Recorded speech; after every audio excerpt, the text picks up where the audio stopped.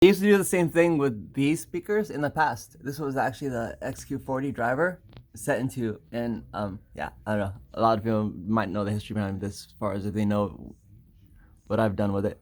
But this little flat rim on the outside is actually not supposed to be something you ever listen to. It's only supposed to be something that is supposed to sum the sound of on axis to make it seem as if it's something different than it really is.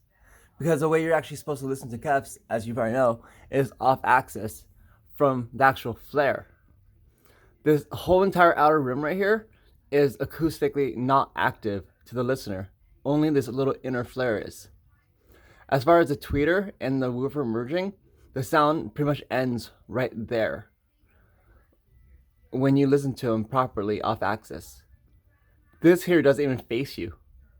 This is only meant for on axis when you're more close range to give it the impression, and it does get rid of the shotgun effect, to give it the impression of the sound of the tweeter and the outer rim merging so that it sounds like the tweeter and the woofer are all coming from the same single point source.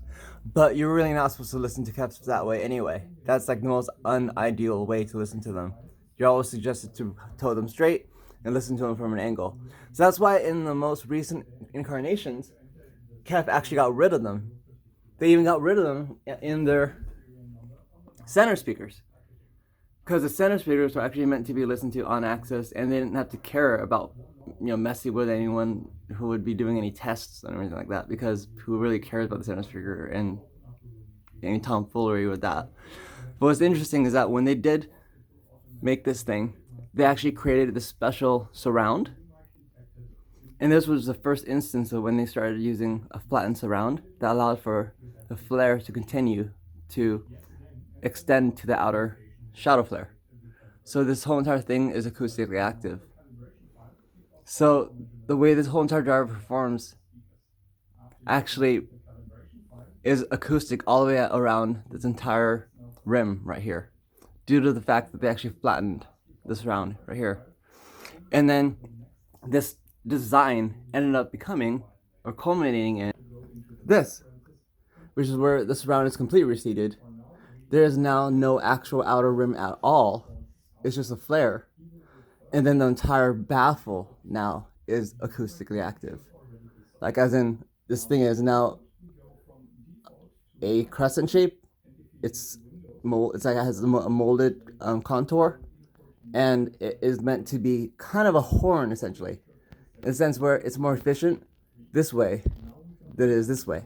So sound is actually casted more broadly than it is vertically, which is kind of ideal, especially if you have KEFs, which is what you want, where you face them forward.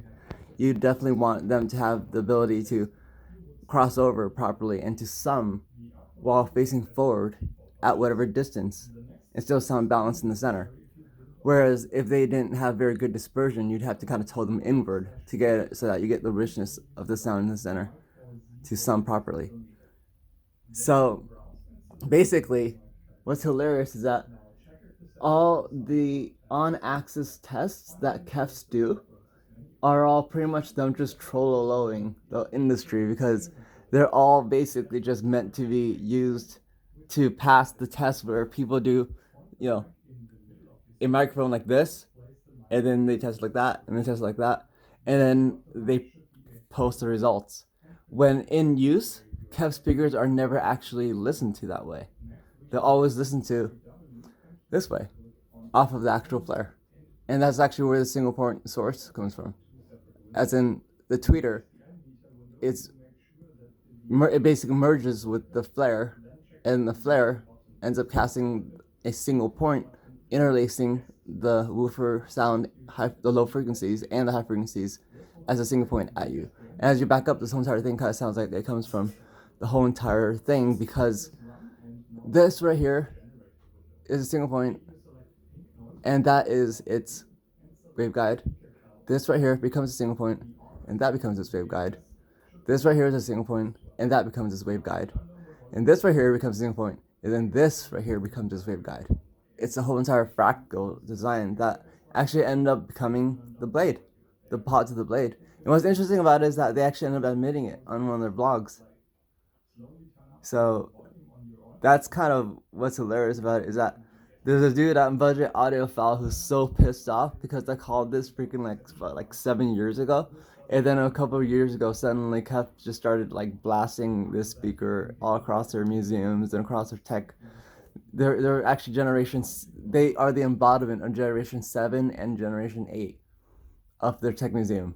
Like they're 2 generations in a row, meaning that they actually like bequeathed themselves or something, or it was a case of immaculate conception. But yeah, well, what's cool is through having access to the XQ driver and access to the driver that preceded it and this one and the LS50s, you can pretty much tell the whole entire story of KEF up until this current day, which is also a lot more interesting knowing that they're playing 2 games at once. They're playing a game against the industry, and they're playing a game as far as how, you would actually really hear them. So the way the consumer hears their speakers is not at all the way they measure. So anyway, thanks.